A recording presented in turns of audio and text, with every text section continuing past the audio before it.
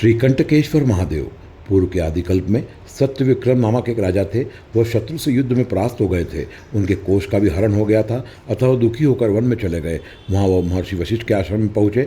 महर्षि ने देखते ही आश्रम में राजा का राजोचित सम्मान किया। उन्होंने ध्यान लगाकर जान लिया कि यह राजा सूर्यवंशी है। यह जानकर उन्होंने राजा से पुनः उसका कुशल पूछा। राजा ने महर्षि को अपना पूरा परिचय दिया और बताया कि उनके राज्य का हरण कर लिया गया है। इस समय मैं दुखी हूँ, किस प्रकार से अपना हारा हुआ राज्य वापस प्राप्त कर पाऊंगा। आप कृपा करके मुझे उपदेश दीजिए। तब महर्षि वशिष्ठ कहते हैं कि हे राजा, आप महाकाल बन जाएं। वहाँ पवित्र शिप्रा नदी के किनारे पथुकेश्वर महादेव के दक्षिण में एक मंगलमय लिंग विराजमान है। आप वहाँ जाकर उनका दर्शन प्राप्त करेंगे। वहीं आपको एक महान तपस्वी दिखेंगे जो आपको आगे का रास्ता दिखाएंगे। राजा तुरंत महाकाल वन पहुँचते हैं और उस दिव्य लिंग के पास जैसे ही दर्शन करते हैं तभी उन्हें तपस्वी के दर्शन होते हैं। यह तपस्वी चिरंजीवी, अविनाशी और उपवास के कारण दुर्बल तथा तेज में आदित्य के समान थे।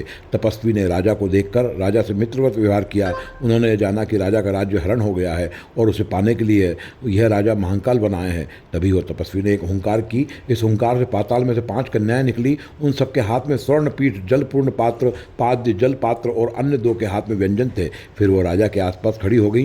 फिर से तपस्वी ने हुंकार किया। तब इस हुंकार के शब्द से अप्सराएं नृत्य गीत करते हुए उनके पास आ गई। इस समय राजा ने वहाँ एक ज्योतिर्मय लिंग को भी देखा। इस लिंग से ही चराचर जगत उत्पन्न हुआ है और इसी में लय भूत भी हो जाता है। राजा ने सबका अवलोकन किया और वो आश्चर्यचकित हो गए। तब उन्होंने जिज्ञासापूर्वक तपस्वी जी से प्रश्न किया कि हे प्रभु, यह सब क्या है। राजा द्वारा पूछे जाने पर तपस्वी ब्राह्मण ने कहा कि हे राजा, मैं आप द्वारा 7 जन्मों से संतुष्ट किया गया हूँ। मैंने दुष्कर तप के प्रभाव से आपको इन माया का दृश्य दिखलाया है। मुझे इस दिव्य लिंग के प्रभाव से तप का यह फल मिला है, यह आप देखें। फिर उन्होंने हुंकार करी। उनके मुंह से अग्नि निकाल दी और फिर जल निकाल दिया और फिर अपने मुंह से वायु प्रवाहित करके तूफान ला दिया। फिर उन तपस्वी ने राजा को समस्त विश्व का दर्शन करवा दिया। तब राजा उनके चरण वंदन किए। तब तपस्वी ने राजा से कहा कि आप इस दिव्य लिंग की पूजन अर्चन करिए, इससे आपको आपका राज्य निष्कंटक मिल जाएगा। तब राजा ने उस दिव्य शिवलिंग की पंचोपचार विधि से पूजन अर्चन करी और फिर राजा ने अपने सभी शत्रुओं पर विजय प्राप्त कर ली। उसके सारे कंटक समाप्त हो गए और राजा को अपना राज्य वापस मिल गया और वह चक्रवर्ती राजा हुआ। इस लिंग के पूजन करने से राजा के सभी कंटक समाप्त हो गए। इसलिए उन तपस्वी ऋषि ने इस लिंग का नाम कंटकेश्वर महादेव रखा और वह तपस्वी पुरुष भगवान शिव के गण के रूप में स्थित हो गए।